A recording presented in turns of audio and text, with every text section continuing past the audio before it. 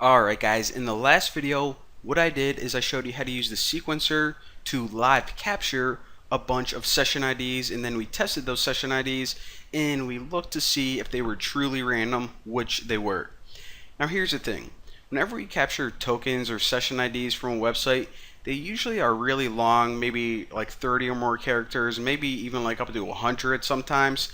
And whenever I'm just trying to explain the sequencer to people, it's kind of weird whenever we have all that data because it's not very intuitive. It's kind of hard to look at.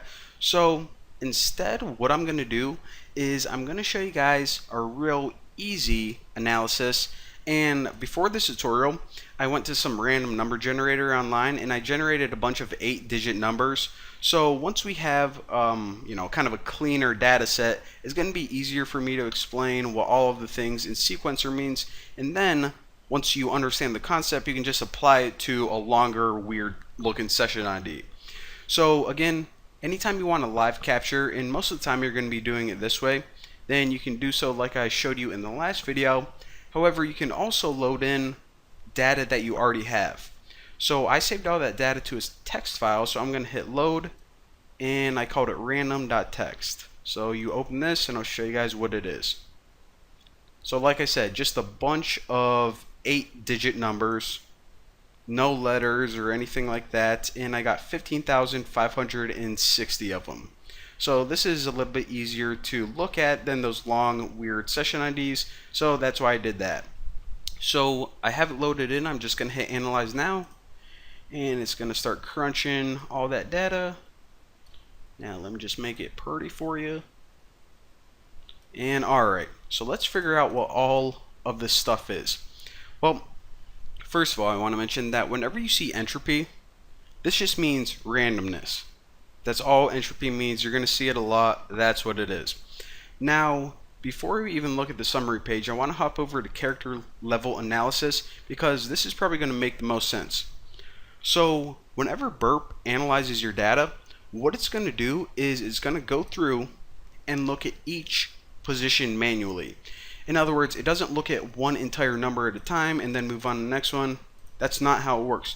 What it does is for each of these items, it's first going to look at the first position. So 9, 8, 1, 2, the first number in each position. And then, position by position, it's going to analyze each one. Now, since all of these numbers had 8 digits, 8 positions, what this means, if we pop open the sequencer, is it's pretty much asking how random is the first position. And then it's going to go, okay, how random is the second position? So again, what it does is it analyzes all the numbers in the first spot, then second spot, then third, not number by number. That's important to understand. So this kind of makes sense because how many different numbers can be at the first position? Well, you have 0, 1, 2, 3, 4, 5, 6, 7, 8, 9. That's 10 different numbers, so we have a 10% chance of being able to predict the first digit. Alright, that makes sense. So that's what character level analysis is. Basically, how likely or how much of a chance do we have of predicting the character at each given position. Now, bit level analysis is a tidbit more confusing. So, and this actually isn't really that important. You don't really need to understand what's going on behind the scenes, but it's pretty cool, so I'll stick around. So, what Burp also does whenever it analyzes all your numbers is it takes each character, whether it's a letter or a number, and it converts it into its binary format. So, for example, 9 is 1001.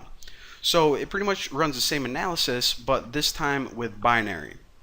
So if we go back here, now we can understand, alright, why do we have 24 positions when there are only 8 numbers? Well, like I said, and again, if you just want to, kind of daydream or just glance over this subject, it's fine, but I'll explain it for those who want to know.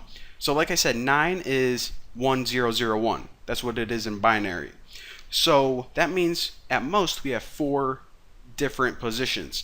Now, how many different combinations of 1s and 0s can we have for 4 different positions? Well, 0000, 0001, 0010, and we do that all the way until we get to 1111, which is the last one.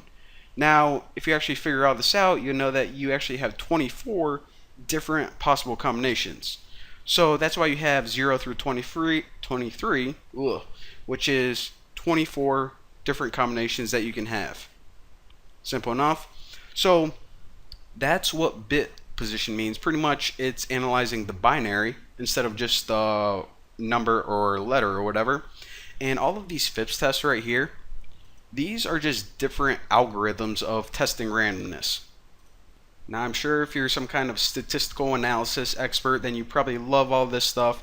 But for those of you who don't, if you just scroll to the bottom, then they can give you a little brief summary of what each test is.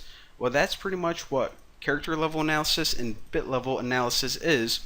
So now that we got a brief overview of that, let's hop back in summary and I'll give you guys the real skinny on what you're supposed to look for. So basically, the one thing that you're looking for is this first sentence right here. Quality of randomness within the sample is extremely poor. That's good. Well, it's good for us, it's bad for the website. Now, the lower amount of bits, the more predictable that token's going to be. For example, if anything has over 100 bits, it's usually close to like 128, but if it ever has over 100, then you're probably not going to be able to figure it out. Now, what this significance level chart means is basically it's saying this. So, for each number of bit, how likely is it that it is more than this percent random? So, whenever you're just looking at one bit, how likely is it that it's more than 10% random?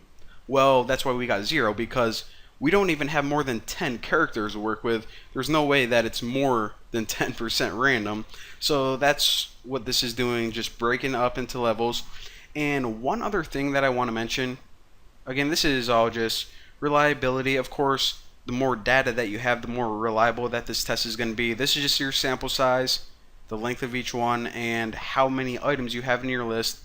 So that's what this summary means. So again, my ending thoughts are this.